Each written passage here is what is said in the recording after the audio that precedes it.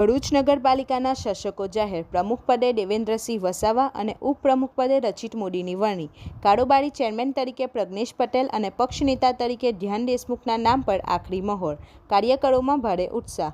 ભરૂચ નગરપાલિકાના પ્રમુખ અને ઉપપ્રમુખ સહિતના હોદ્દેદારોની 2.5 વર્ષની મુદ્દત પૂર્ણ થતાં આગામી ટર્મ માટેના નવા સુકાનીઓની વરણીને લઈને ચાલી રહેલા ભારે સસ્પેન્સનો આજે અંત આવ્યો છે.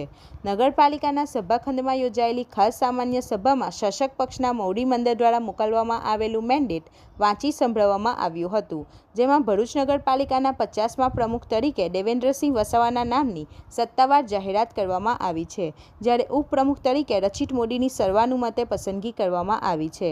નગરપાલિકાના વહીવટમાં સૌથી મહત્વની ગણાતી સમિતિના સર્વોસર્વા એટલે કે કારોબારી ચેરમેન તરીકે પક્ષ દ્વારા પ્રજ્ઞેશ પટેલની નિમણૂક કરવામાં આવી છે. આ ઉપરાંત નગરપાલિકા સદનમાં શાસક પક્ષ વતી મોરચો સંભાળવા અને શિસ્ત જાળવવા માટે પક્ષના નેતા તરીકે ધ્યાન દેશમુખની વરણી કરવામાં આવી છે. આ ચારેય પદાધિકારીઓની જાહેરાત થતાં સભાખંડ પાટીઓના ગડગડાટથી ગુંજી ઉઠ્યો હતો. પક્ષના શીર્ષ નેતૃત્વએ મારા પર જે વિશ્વાસ મૂક્યો છે તે બદલ હું આભાર વ્યક્ત કરું છું. ભરૂચ શહેરના રોડ, રસ્તા, પાણી, સ્ટ્રીટ લાઇટ અને સફાઈ જેવા લોકાભિમુખ કાર્યોને વેગ આપવો એ જ અમારી નવી ટીમની મુખ્ય પ્રાથમિકતા રહેશે. વિપક્ષ અને તમામ સભ્યોને સાથે રાખીને પારદર્શક વહીવટ કરીશું. નવા હોદ્દેદારોના નામો જાહેર થતાં જ નગરપાલિકા પરિસરમાં મોટી સંખ્યામાં ઉમટી પડેલા સમર્થકો, ચૂંટાયેલા સભ્યો અને પક્ષના કાર્યકરોમાં ભારે ઉત્સાહ જોવા મળ્યો હતો. કાર્યકરોએ ભારત માતા કી જયના નારા સાથે ફટાકડા ફોડી એકબીજાને ગુલાલ લગાવી અને મોં મીઠા કરાવીને વિજય ઉત્સવ મનાવ્યો હતો. આગામી 2.5 વર્ષ સુધી ભરૂચ શહેરના વિકાસની ધુરા હવે આ નવી યુવા ટીમ મજબૂતીથી આગળ ધપાવશે. રિપોર્ટર પિયુષ મિસ્ત્રી સાથે ગુજરાત અદ્ભુત ન્યૂઝ ગુજરાતી. નમસ્કાર.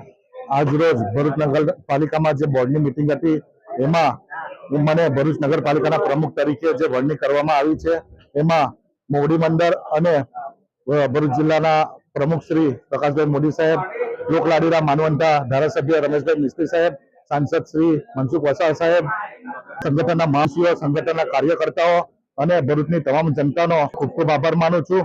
નામી અનામી જે પણ લોકો ભગવો લહેરાવા પાછળના હકદાર છે તે સૌનો આભાર માનું છું.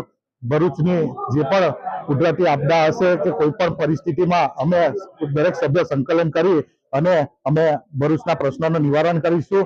એ જ અભ્યર્થના. ભારત માતા કી જય. જય જય ગરવી ગુજરાત. આપણી આસપાસ બનતી ઘટનાના સમાચાર જોવા માટે ગુજરાત અદ્ભુત ન્યૂઝ ગુજરાતીને લાઈક કરો, શેર કરો.